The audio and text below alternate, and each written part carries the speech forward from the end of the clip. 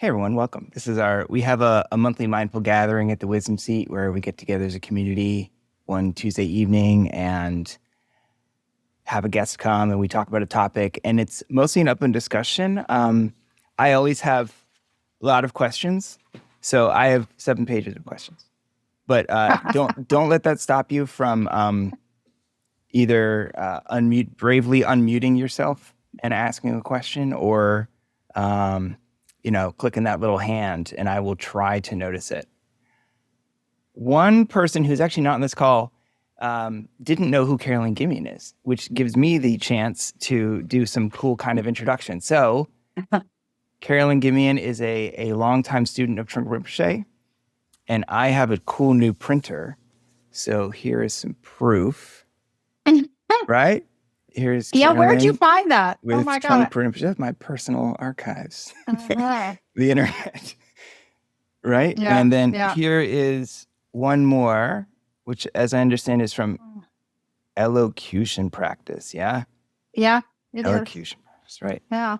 And I don't know if I will ever edit or work on a book, right? I do emails, but I wanted to try to dramatize this for everyone. So if you will indulge my little thing.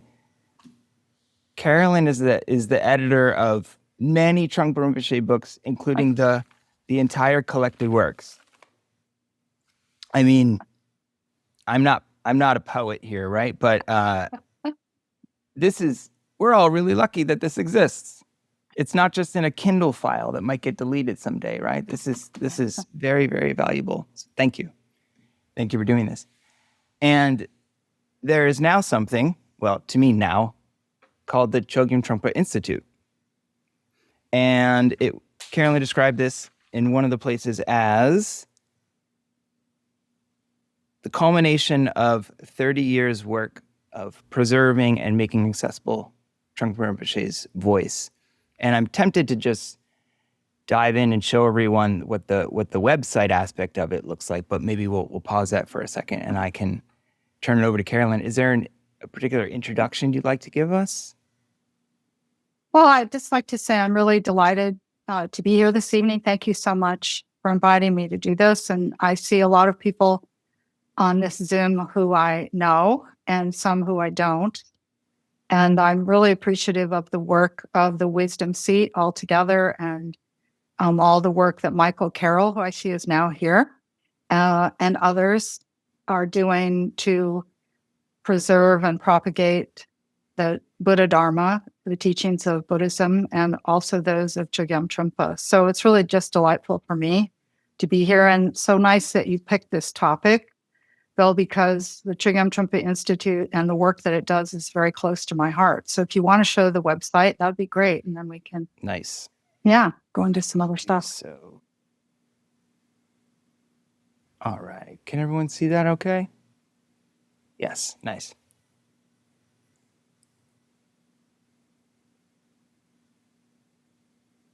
So we have the website for the Chögyam Trungpa Institute, and then there are these key initiatives. I'm sure we'll go into these. Some people on the call might have even been a part of some of these things related to transcription or training new editors. The particularly available and very interesting thing here is the digital library. So making the audio and video recordings of Trungpa Rinpoche's teachings available for all to hear and watch. And I'm involved in computers, and this is kind of a miracle. It actually works. So if you go to the library, and the way you can search through this with the catalog and the way it's curated means that I can go in here and browse by theme, series, year, fascinating. And as soon as I prove I'm a human, then it's all just available.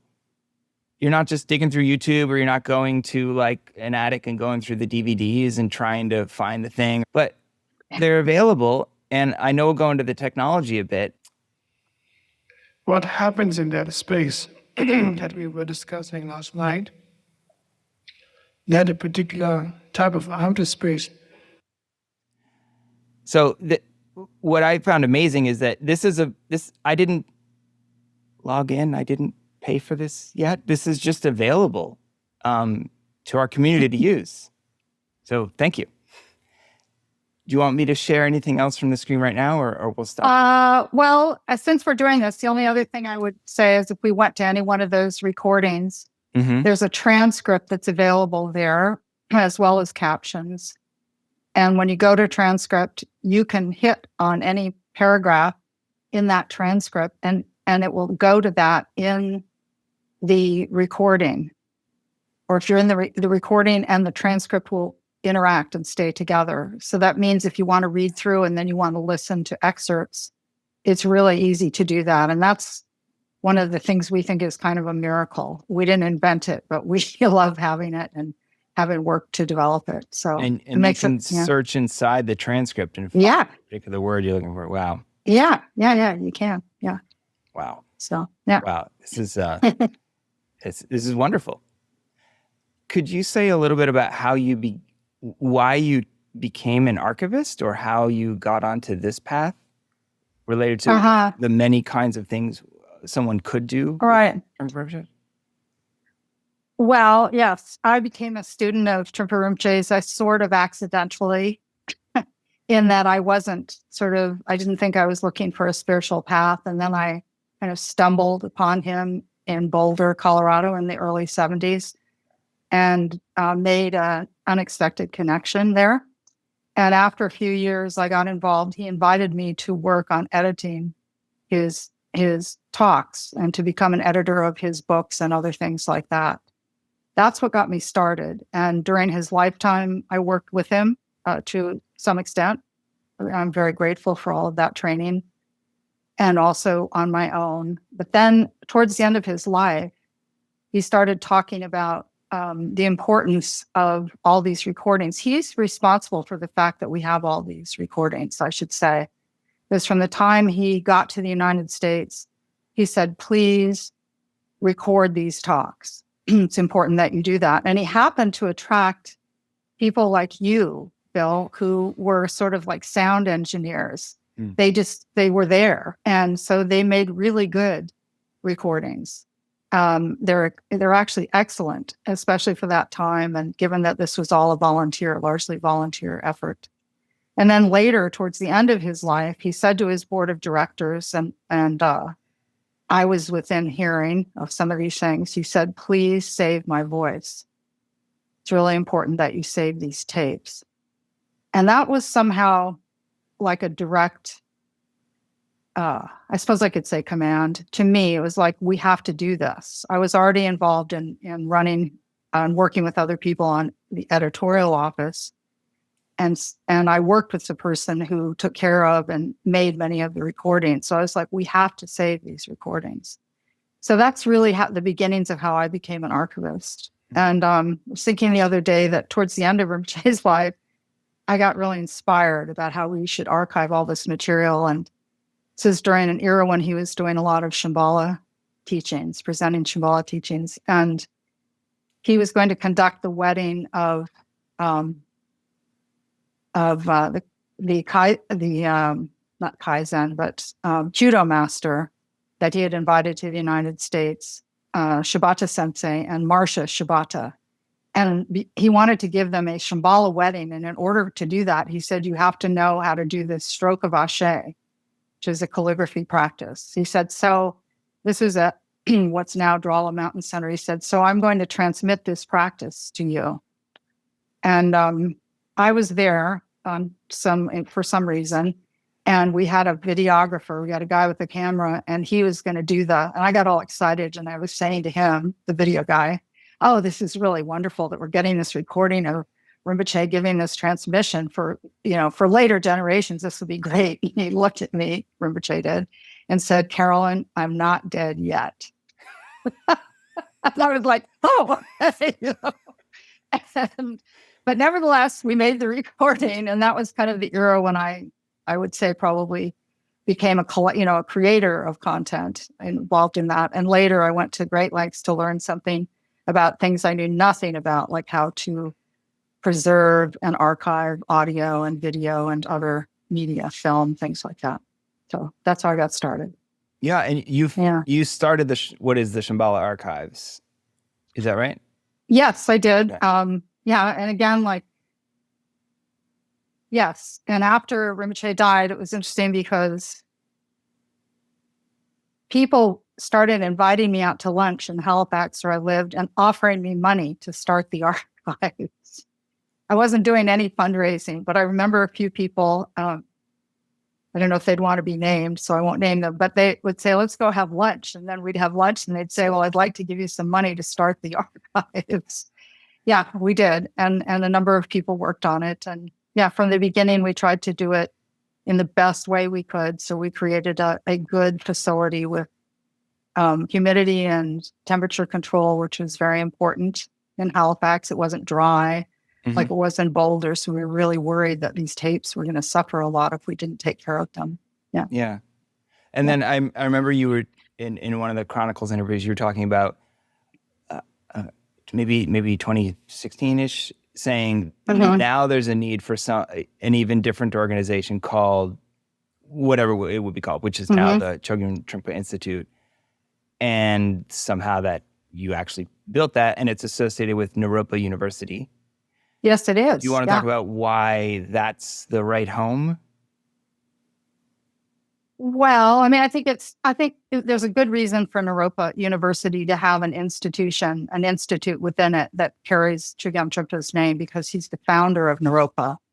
And so it made perfect sense to me that they would want to have something called the Chögyam Trungpa something, and we decided on institute. And actually, I tried for about 5 or 6 years before it took off. And what really made it take off was when Chuck Leaf, who's now ending his tenure after 13 years as the president, but he came in as the president of Naropa, and he was very old student, very connected to Trungpa Rinpoche.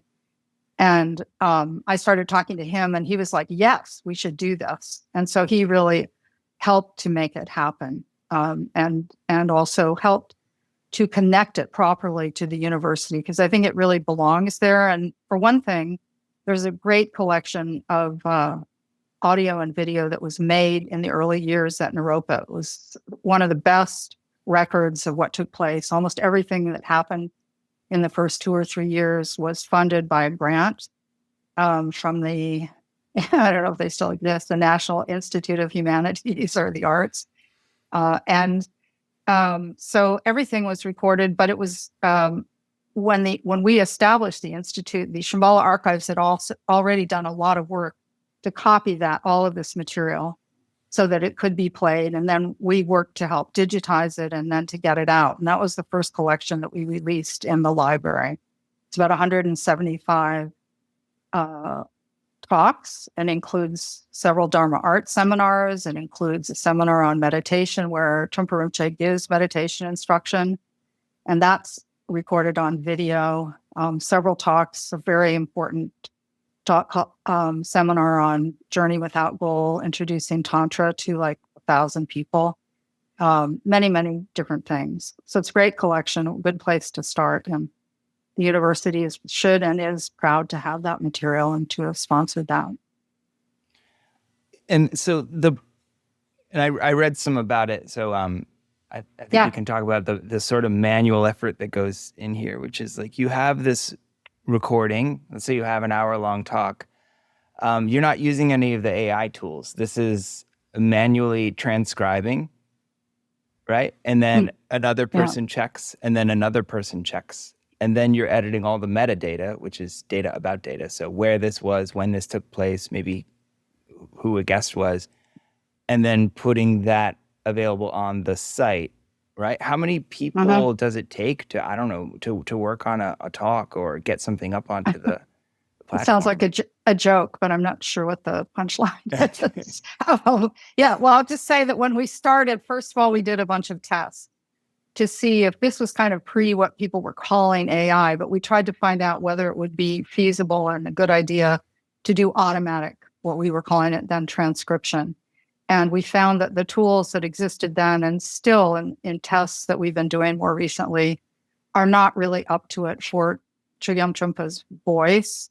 the age of the recordings and other factors. It doesn't produce great transcriptions, and you have to do a lot of work to correct them. And we kind of did tests to see how long would it take a person to correct an AI transcript. This was a while ago. And how long would it take them to just do it? And there wasn't very much difference. And sometimes the person was less time than having it done automatically and then having to correct it. So we decided we would go with, and actually the people who wanted to work for us, I know at least one of them, one person who's worked on this is here tonight, Al San Valentin. Hi. And they joined us, I think, pretty early on and did quite a lot of work. Anyway, but the people who wanted to do this work really wanted to do it. They didn't just want to be correcting somebody, this automatic transcript. And we discovered that one of the great things about doing this is that people learn so much from doing this work. So it became like a teaching tool, an educational and training tool. So we're kind of now more committed to it. We are, of course, looking into AI applications that might work, but we're also worried about things like how AI hallucinates and sometimes makes things up. We have to be very careful about that. And we're worried that it might correct Trungpa Rinpoche's grammar or decide that they didn't like his word order or something like that. We're not entirely sure. We'd have to be careful about it. So yeah, it takes a few people. I mean, two transcribers, you need at least two to do that part of it. And then some of those people also do the summaries that we put on the site. And there are a number of people who write articles and stuff. But yeah, it takes probably 3 or 4 people altogether to work on it. Yeah. What you said when you started, like only the couple numbers I found, like only 30% of the recordings had ever been published in written form. And when you started in 2018, only half of the recordings had ever been transcribed. Yeah. So you're still working on like 1,000 or 1,500 hours of tapes. Is that right? Something like this?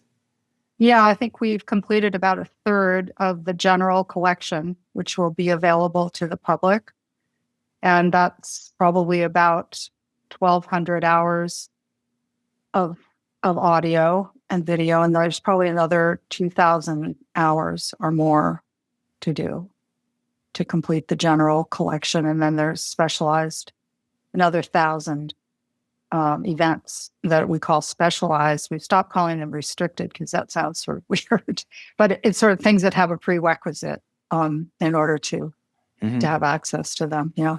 And do you already have an idea of how people will request access to such a thing if they become available? We have ideas. We have to work on it. We'll probably have it. Actually, we have a second. I think I don't know how many organizations I've started over the last 20 years, but I said the last one, I think, is the Chögyam Trungpa Institute of Nova Scotia. And we're just applying for charitable status now in Canada. And we did this in part so that the specialized teachings that we want to be careful about how they're used will not be on the Naropa platform. Just Naropa doesn't want to have to deal with restrictions at all. So we'll have some system of membership and way that people can ask for access. Yeah, we're just starting to work on that. Yeah. Okay. And for the recordings that you, I say you, but the organization is working on or hasn't gotten to yet, how are you go to the wall and pick something up? How do you pick what the next thing is that you're gonna pull off? Work on? Yeah. Well, I wish another time you might want to invite Lynn Friedman or get her involved. She's the director of the digital library, and she's amazing with all the data. And she's the person who's created a lot of our inventories and done if she hasn't created all the metadata, but she's certainly put it together in ways that are useful for people. So she's always looking at that. And everybody who works on it, I think, has an opportunity to recommend. And we actually also invite people who use the library and people who donate to the library to give us information about what they would like to see. We really do want to know that. And since the whole catalog of what will be available is on the site, under, if on that menu that you showed at one point at the top, it says catalog. We're going to go there, right? Yeah. It takes a while for it to load. Yeah, here you go. Browse the catalog. It starts in 19 there it is. There's like 1,500 things here. So you could look, and none of us knows what all of them are. But if you're interested in, say, the jewel ornament of liberation, you can see that that's here and it hasn't been published. If something's been published, it'll have a link under digital library link on the right-hand side. Okay, yeah. Direct ask that people on the call could go here and highlight something and use the contact form to say, please do this one. I was just looking at this tonight, getting ready for this, and I was like noticing, as I often do when I start early with early chronology, that there are all these amazing names of public talks that Trungpa Rinpoche gave in New York, and we've published one set, but there's a whole bunch that haven't been published. And I keep going, like Tibetan alchemy. I'm like, okay, there's many others. And I'm like, we should do another New York set. That would be one of my things I'll recommend, because they're great talks, early talks, public talks to interesting audiences. Yeah. But Lynn and Leandra Ziegler is the other person who's the editorial director of the library. They work on what we should do next. And I know the next two, they just did a series on the Battle of Ego. That was the last release. And next month or sometime in the summer, we'll be releasing a lot of talks on the topic of mandala. And those the way you you find these here. Explore. You can sign up for the newsletter, find out these new things. And for people like me who didn't understand, where do new Trungpa Rinpoche books come from? They come from recordings. Yeah, that's right. And that can lead us into that this wasn't enough work. So there's also training new or future editors. Yeah. How's this going? Well, it's going well, in that it's not going right now, but we went through a whole series. We went for 3 or 4 years. This shows many of the editors in that photograph who came from all different places and gathered together once a year to work on transcribing and editing. In the beginning, we didn't have the library. We didn't have these transcripts. So our first work was training people how to transcribe. And then we would go on from that into how to edit. And that group was about 10 or 12 people who returned year after year. And at the end of this third year, we put together a proposal we started work on this seminar called the Tibetan Buddhist Path, which is the first seminar that Chögyam Trungpa gave at Naropa. People worked together on that. And then in our third year, we wrote a book proposal to Shambhala Publications, who has published almost every book of Chögyam Trungpa's for 50 years, close to it. And they accepted the proposal. And so then we really worked. We were already editing this material, but it's one thing to edit something as a transcript, an edited transcript, and something very different to make a book out of it.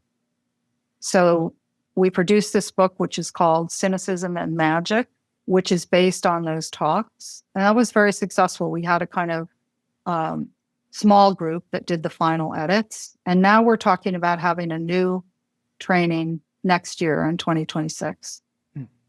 New cohort. See if we can train some more people. And I would say that there's a lot of group sanity. I don't think that almost any of these people would say that they would be ready to edit a whole book on their own. But as a group, they really developed a lot of spirit and knowledge and ability to do this work. Yeah.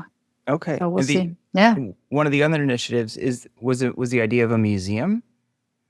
Is this? Yeah. Wow. This is like a laundry list. Okay. There's a lot going on. Yeah. Well, yes. We just need a place. I worked on one exhibit with a lot of people to celebrate the 25th anniversary of Trungpa Rinpoche's parinirvana, or his death. And this was at the Canadian Museum of Immigration. We were invited to do an exhibit representing something about the community, the Buddhist community in Nova Scotia. So we did an exhibit that showed his journey immigrating from Tibet to India to England to North America, and actually ending up and dying in Halifax, Nova Scotia. It was a pretty big journey. That was part of the exhibit. And then we also had information about, we gave anybody in the Buddhist community who wanted to contribute a statement about why they were here.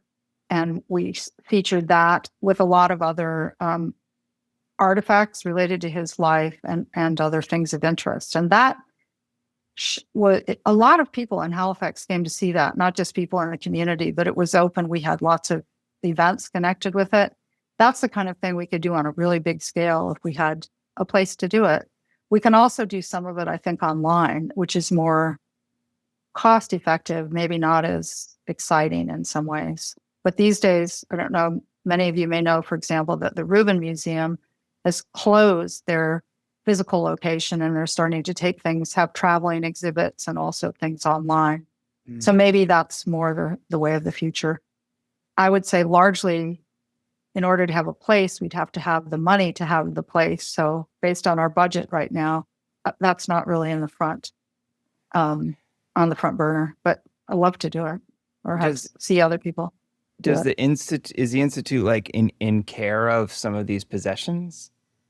A lot of them are with the Shambhala archives. We do have, the Chögyam Trungpa Institute does have artifacts. Yeah. And could have a lot more if we had a way to deal with them. Wow. So yeah. Wow. Yeah. That's fascinating. Yeah. Does anyone have any questions they would like to ask? First off, thank you for your work on this project. I've visited the library many times. I've listened to a lot of the recordings. I've searched through it and stuff. It's really something special. It's really very amazing. And so I just want to thank you for your hard work and everyone else who's been working on it. It's really something. I did just want to ask, so going back to the way that you train the editors and maybe the transcription folks, is there a certain amount of training that they have to have specifically in in Buddhism and Shambhala teachings in order to kind of edit in a way that maybe while trying to keep it fresh and up to date, while also keeping the juice and the meaning of it. The true to Trungpa Rinpoche's words and meaning and message. Yes and no. I mean, in order to do the transcribing work, you have to have just a basic. Well, I said to Billy, who's asking me about this, I said, we have to be able to keyboard. Some people don't like to use, if you're still writing longhand or you don't do touch typing, it would be tough. And, basic things like decent spelling and some comprehension of English grammar and things like that. Yes, of course. But, I feel two ways about it. Those of us who were the early editors of his work were pretty ignorant, I would say, of Buddhism as a whole. We knew more about maybe Western philosophy and psychology in many cases than we did about the Tibetan tradition. And so that presented challenges. And I think anybody who's done this work over a period of time has learned a lot and had to learn a lot. So, yeah, sure. In the long run, there's a lot that we put into when we've been working with people to how you can keep the language close to how he spoke while at the same time honoring what he wanted, which was he wanted things to be in good English.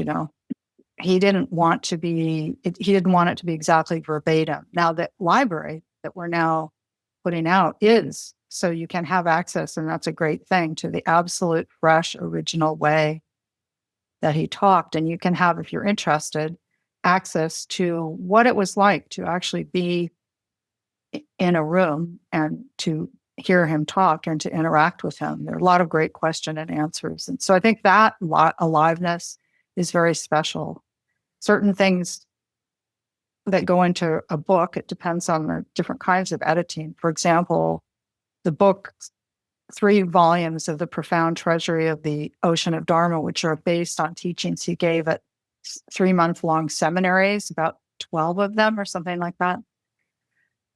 Those are pretty highly edited because he sort of wanted that, because they're more to present the doctrine, but of Buddhism, and they're divided into the 3 yanas and a lot of consolidation, but they still maintain a lot of the fresh language. And because he was such a poet, really, and a master of the English language, it would be hard to edit that out. I think it really would. Yeah. So. Thank you. Yeah, you're welcome. Nerd out question here. What does it look like when you're editing one of these books? Is it like you have lots and lots of books open on your desk, and is it just Microsoft Word, or is there some kind of special tools you're using?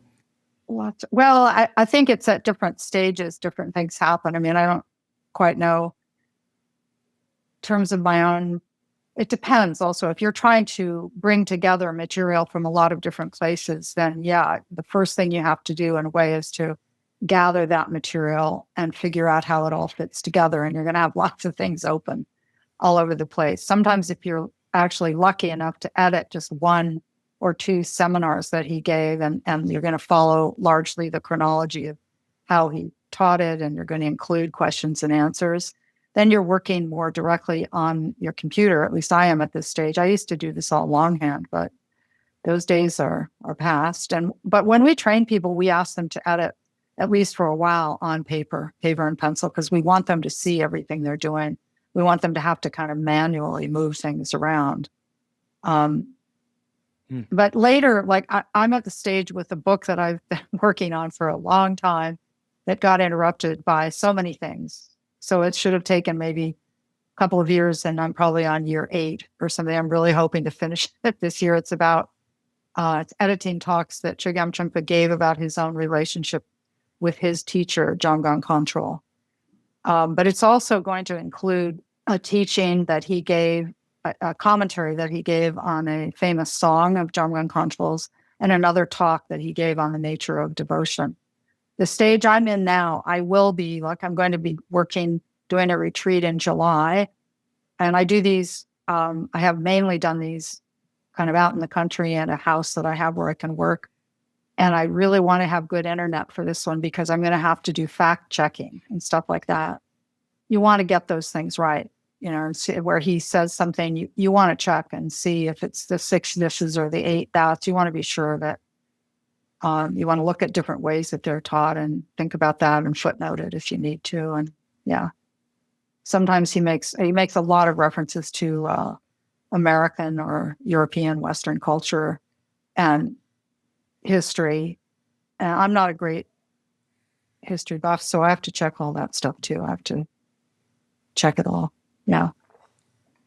I have a question about the use of the material. So in the digital library, are you imagining or that it's mostly used by individual students who are looking for something, or group practice, or maybe someone's teaching on a topic and they're like, let's go to the source, and they're going to play this and then talk about it with the group? I think there are a lot of different kinds of users. We're trying to gather information as we go about who uses the library. We have some statistics, like when I gathered this material, it was for a grant application in January. We counted how many people in how many countries, and we discovered there were over 120 people in over 120 countries have used the library.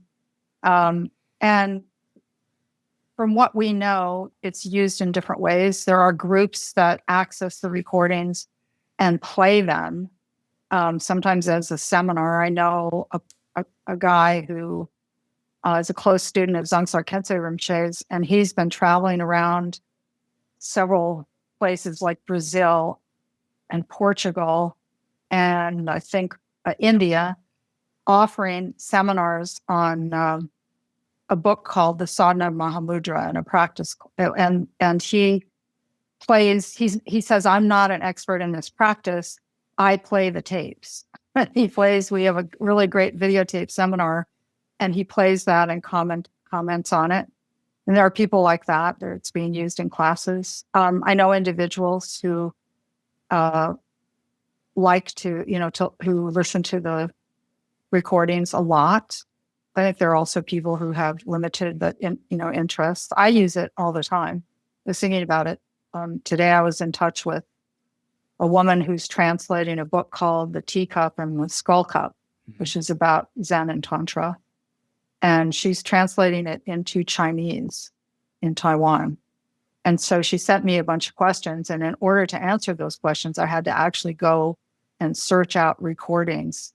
And in one case, she said, this doesn't make sense.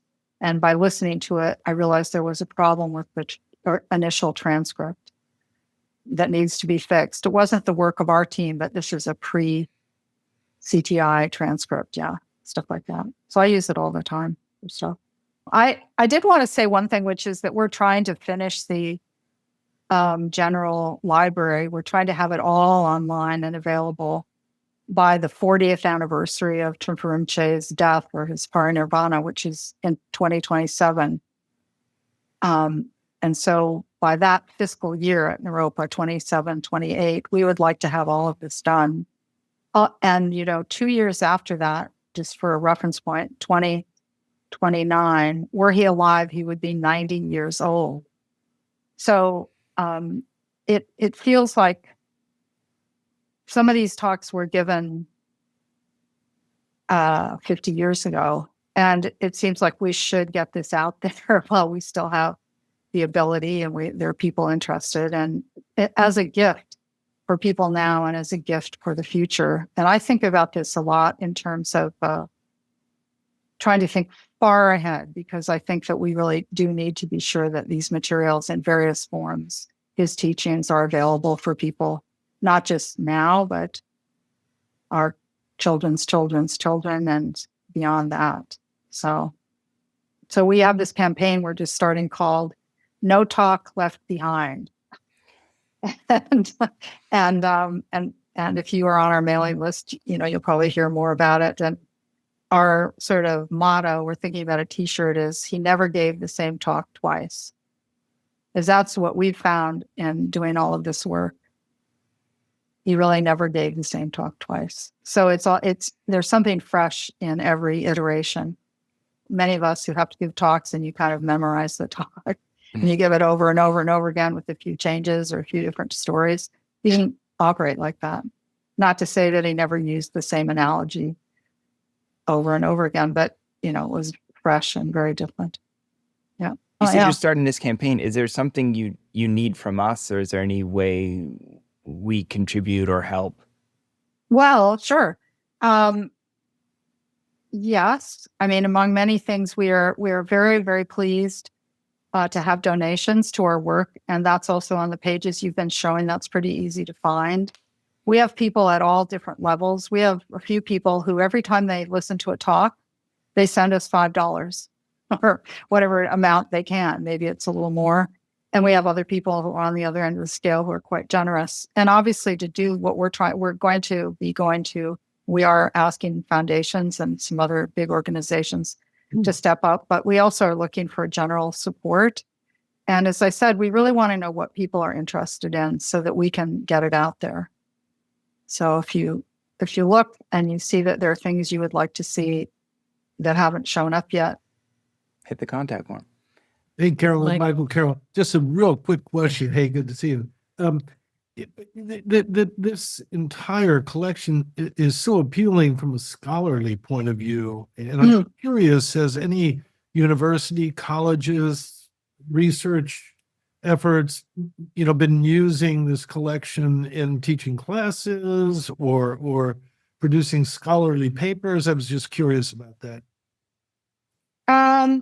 I don't know entirely if we would know. I mean, the material is being used at Naropa in different ways, but we need to do more of that. And I think they also would like to do more with the material as we go along. I mean, we would like to be a resource. And I know various people who work with the team get requests from authors and people who want to use the material and have historical questions or want to do something with it.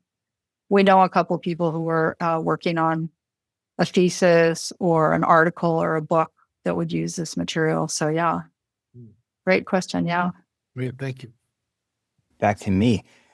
I have a question. Well, Yeah. I can't ask you this. Since you alluded to you've started so many organizations, do you have any lessons or advice for us on how to build these Dharmic organizations that do If you seem can to avoid it. last a little while? I mean, Well, I would say don't do it. No, that's never. But on the other hand, if there's a famous line, but I can't quite get it. But if you must, if you're really driven, as I see some people in this room who are driven to starting entrepreneurial things of various sorts, then I mean there are lots of things to learn about it. One of which is that I think in terms of things that I've worked on, some of which I'm no longer associated with particularly, but they are continuing on. So it's a good lesson in you really don't start things. You may be part of them for a while, you help birth them, but then they go off on their own. And that's important to let things grow and develop, I think, in their own way. One of the books that I would love to someday compile and edit is some of the things that Chögyam Trungpa talked about in terms of how to lead and how to create things and how he created the organizations and things that he did. Because I think it's one of the ways in which I've learned is through, to the extent that I'm able, following his example.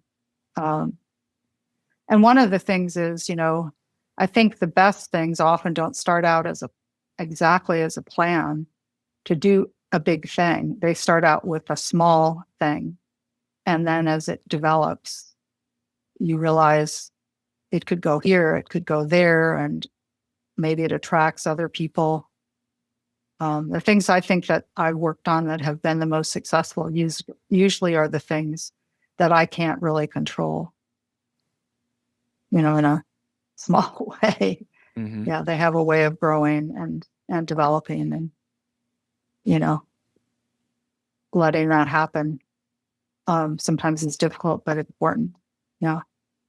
Were there any surprising aspects of that related to maybe you watched Trungpa Rinpoche start and build some of these organizations, and were there any lessons directly from watching him do this that you're still using? I think so. I mean, I don't know if I could put it all into words right now, but that's what I'd like. I would love to try and pull more of that material together and present it. There's a little short book called The Mishap Lineage, mm-hmm. and which is about the Trungpa lineage, and it is sort of a history of the Trungpa tulkus, the Trungpa teachers. But it actually also in every chapter there, he talks about really what he's doing in America or what he was doing at some point in his life. So while he seems to be giving you this historical information, it's really much more about how he works with people, how he worked with people. Are you thinking ahead even? I know it's very modern to have the audio available and transcribed and made available to view. Are you already thinking ahead to what some other media or medium might be to retain these things? Well, yeah, we kind of fell into that yesterday, and I think I mentioned to you that I mentioned these medallions that I'm hoping to produce that would be there would be miniaturizations of Chögyam Trungpa's teachings. And I learned about this because of Enigma Center in Los Angeles. The teacher there wanted to produce these. I happen to have the link available. Oh, you do? Okay, well, okay, yeah, there is one of them. And do you have the thing that shows how it expands? Yes. Okay. Well, if you click in on that, then you can show us that. I will. And just so we're understanding, Carolyn Trungpa, this is a physical object pendant. Yes, it's a pendant, and I think it could also be a shrine object. And if you closer you get, you realize that it's got these Tibetan, what are called pechas or pages on it, and you go far enough in and you can read it. So it's not digital in that sense. It's just miniaturized. And it's like having a little time capsule or an archive that you carry around with you or you put on your shrine. And this was started by some people who worked with NASA, and they've produced these many different, there you go. Many different examples of these. And I learned you can see some of them have pictures on them and all kinds of things. And some of them have been sent to the moon by somebody and so they're really far out there. But yeah, I'm thinking we should have things like this for the, because they're cool, and also for the potential that it is like starting a miniature library or time capsule that you carry with you, and you might end up, or your ancestors, your progeny might end up being the people who hold that teaching because you have that medallion. And I know that, for example, Michael Carroll, he and I talked about this about a year ago, and he got one. But what we want to do is to take like those books that you showed, Bill, the 10 volumes of the collected works, and squash them down into a couple of medallions. And you can do that. You can send PDFs and to somebody who will make these, and they're not really all that expensive. And I think it would also be a wonderful thing for people who feel a connection with Rinpoche to have these, whether they stick it in a drawer or put it on the shrine or actually wear it. So, yeah. So you're saying you might be able to fit the entire collected works?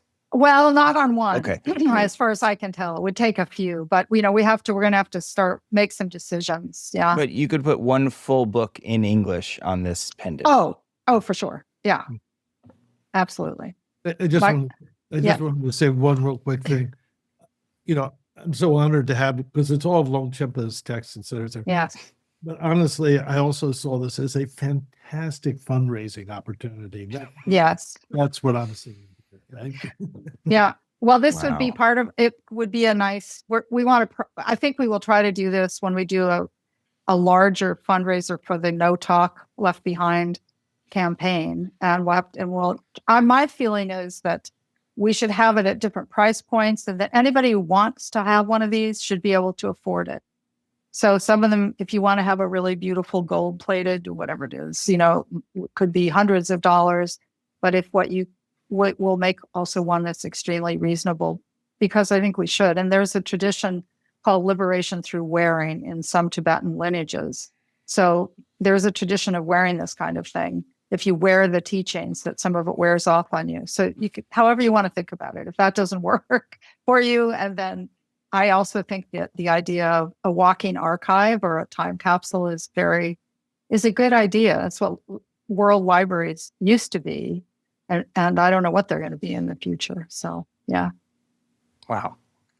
All right. Well, I know we're getting toward the end here. I know we've said it, but again, thank you. We're super lucky that you don't just have an idea to do something, you actually do it and somehow galvanize people together to fund it and produce the thing, and it really exists and we all get to benefit from it.